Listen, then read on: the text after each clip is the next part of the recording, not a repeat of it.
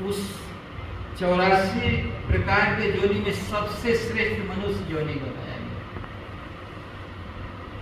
तो मनुष्य योनि में ये इसलिए श्रेष्ठ बतलाया गया है कि सोचने और ज्ञान की बातें लोग समझते हैं। जैसे आप लोग बैठे हुए हैं, सुन रहे हैं, तो ये भक्ति के 9 प्रकार बताया गया है। जैसे हम स्कूल में जाते हैं ना, तो पहला क्लास, दूसरा क्लास, उसी तरह कैटेगरी भी है भक्ति करने का। हम केवल माला लगा लिए, तिलक लगा लिए, तो उसी से भक्ति नहीं होती है। जब हमको डॉक्टर बनना है तो स्कूल में जाना पड़ता है, ज्वाइन करना पड़ता है, पढ़ना पड़ता है। उसी तरह भक्ति भी करने के लिए ऐसा नहीं है कि हम कंठी ले लिए, माला ले लिए या कपड़ा लाल पहन लिए, नहीं, ऐसा नहीं है। उसका कैटेगरी बताया गया है। तो पहला भक्ति बतलाया गया है श्रवण करना, सुनना। यदि हम भगवान के नाम सुन रहे हैं तो हमारा भक्ति हो रहा है। आप लोग जो बैठकर सुन रहे हैं, ये भक्ति है। ऐसा नहीं है कि हम माला जपेंगे तभी भक्ति होगा। हम सुनना, पहले सुनना, श्रवणम कीर्तनम विष्णु स्मरणम पाद सेवनम दास्यम साक्यम आत्मनिवेदनम।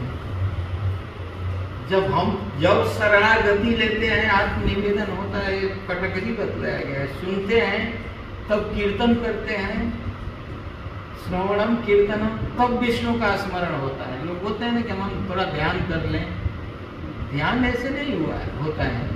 आप सुनिए, भगवान के विषय में सुनेंगे तभी तो। भगवान के विषय में सुनेंगे नहीं, किसी के विषय में सुनेंगे नहीं, तो हम कहाँ से ज्ञान प्राप्त हो सकता है? नहीं। तो इसलिए श्रवण करना है, कीर्तन करना है। कीर्तन में मन नहीं लगेगा जब तक हम श्रवण नहीं करेंगे उसके विषय में, कीर्तन के मतलब क्या होता है। ये जो कीर्तन हुआ सब ये संस्कृत में है और वो बंगाली में है, जो गौर आरती बोलते हैं, जो आरती हुआ।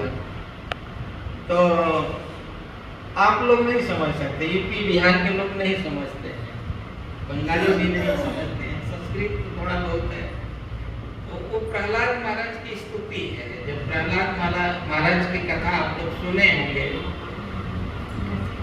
कि उनके पिता थे, हिरण्यकशिपु था, वो विष्णु का 1 नंबर का द्रोही, विष्णु को पसंद नहीं करता। और उसी के कुल में एक ऐसे पुत्र जन्मा प्रहलाद कि वो विष्णु का ही भक्त निकला। तो प्रहलाद महाराज को मरवाने के लिए उसने बहुत कुछ किया, लेकिन भगवान का जो भक्त बन जाता है ना, तो भगवान उसी तरह रक्षा करते हैं।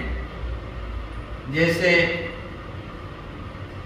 किसी भी विपत्ति में हो, चाहे कोई इंसान डूब रहा है और डूबते समय कोई नाव लेकर उसको निकाल देता है और महसूस करता है, वैसे प्रहलाद महाराज को भगवान ने रक्षा किया। हिरण्यकशिपु ने उनको विष पिलाया। विष पिलाने के बाद भी वो अमृत की तरह लगा। आप सुने होंगे कि भक्त बनी थी मीराबाई, उसको भी राणा ने विष दिया था, लेकिन वो अमृत की तरह हो गया। तो हम यदि भगवान की भक्ति करते हैं तो भगवान हमको हर एक तरह से प्रोटेक्ट करते हैं। विश्वास रखना चाहिए कि जो 9 महीना हमको गर्भ में खिलाया, हमको पोषण किया, तो वो बाहर भी जरूर करेगा। लेकिन हम लोगों का कनेक्शन भगवान से होना चाहिए। यदि हम भगवान से कनेक्शन तोड़कर कोई काम करते हैं तो उसमें भगवान नहीं हेल्प करते हैं। तो आप लोग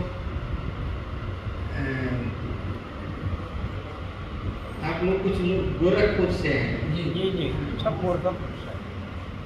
गोरखपुर में हम लोग का प्रोग्राम हुआ था, आप लोग सही जानवा जानते हैं? सही जानवा हमारे बगल में। खलीलाबाद के हम लोग रहने वाले हैं। खलीलाबाद गोरखपुर के बीच में सर। मैं सहजनवा गया हूँ, वहाँ बगल में कररिया एक गांव है, कररिया, वहाँ हम लोगों का कथा हुआ था, उस गांव में भागवत कथा हुआ था। अभी गए थे तो हम लोग उधर ही से आए, नेपाल गए थे। बहुत अच्छा लगा, आप लोग यहाँ रुके और भक्ति करना चाहिए, भगवान का प्रचार कर, भगवान का यदि भगवान से संबंध रखना है तो भगवान से के जुड़ने के लिए बहुत से उपाय है, साधन है।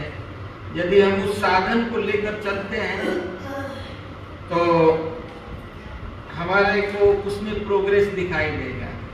नहीं तो कितने लोग बोलते हैं कि मैं तो राम राम जपता हूँ, लेकिन कुछ होता ही नहीं है।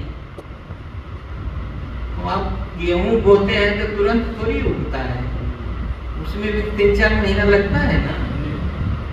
तो भक्ति भी हम लोग अभी जो करेंगे वो पिछले जन्म में मिलेगा, जो हम लोग पिछले जन्म में किए हैं उसको वो मिल रहा है। तो ये सोचकर भक्ति नहीं करना चाहिए कि हमको तुरंत फल मिले, भगवान दे दें, हमको सुखी बना दें। कुछ लोग बोलते हैं कि महाराज जी वो तो इतना पाप करता है, शराब पीता है, तभी उसके पास इतना लक्ष्मी क्यों है? तो पिछले जन्म का अच्छा कर्म किया है इसलिए उसके पास है। अब अगले जन्म में उसको भोगना पड़ेगा, वो रोएगा, कहीं कीड़ा मकोड़ा बना देंगे भगवान उसको।